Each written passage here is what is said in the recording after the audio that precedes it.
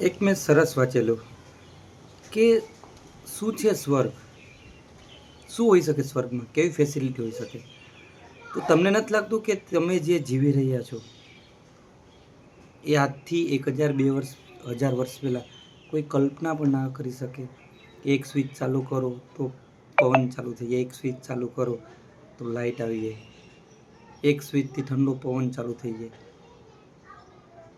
કોઈ જોડે મોબાઈલમાં ડાયરેક્ટ તમે એનો જોઈને વાત કરી શકો, દૂર દૂર સુધી ગમે એની વાત છે. તો આજથી 2000 વર્ષ પહેલાં લોકો માટે એક સ્વર્ગ જ જેવું હશે સપનું, કે સ્વર્ગમાં આવું હોઈ શકે. તો સ્વર્ગ અને નરક એક અનુભવ છે. ઘણા લોકો એવા છે કે જેની પાસે રહેવા માટે ઘર નથી, પાણી માટે કલાકો લાઈનમાં ઊભું રહેવું પડે છે, બેઝિક જરૂરિયાતો નથી, ખાવા માટેનું નથી. તો સ્વર્ગ અને નરક આ ધરતી પર જ છે. અનુભવ એ સ્વર્ગ અને નરક છે. ઘણા લોકો સ્વર્ગમાં રહેવા છતાં પણ નરકનો અનુભવ કરે છે, કારણ કે બીજા જોડે કમ્પેરિઝન કર્યા રાખે છે કે આની પાસે આવું છે, મારી પાસે નથી.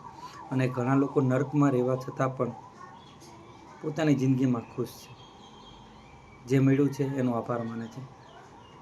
એટલે જે પણ જીવનમાં તમને મળ્યું છે એનો આભાર માનવાનું ચાલુ કરો. કમ્પ્લેન કરવાનું આજથી બંધ કરી દો. તમે સ્વર્ગમાં જ રહ્યો છો અને સ્વર્ગની બધી ફેસિલિટી અત્યારે તમે ભોગવી રહ્યા છો. તો જે નથી એને ભૂલી જાઓ, એને માંગવાની ટ્રાય ના કરો. જે છે એનો આભાર માનવાનો ચાલુ કરો આજથી. જે વસ્તુ તમને આપેલી છે ભગવાન, તમારા શરીરથી લઈને ભૌતિક બધી વસ્તુઓ, ઘર, એસી, પંખો, જે પણ, એ ચાલુ કરો. Thank you so much.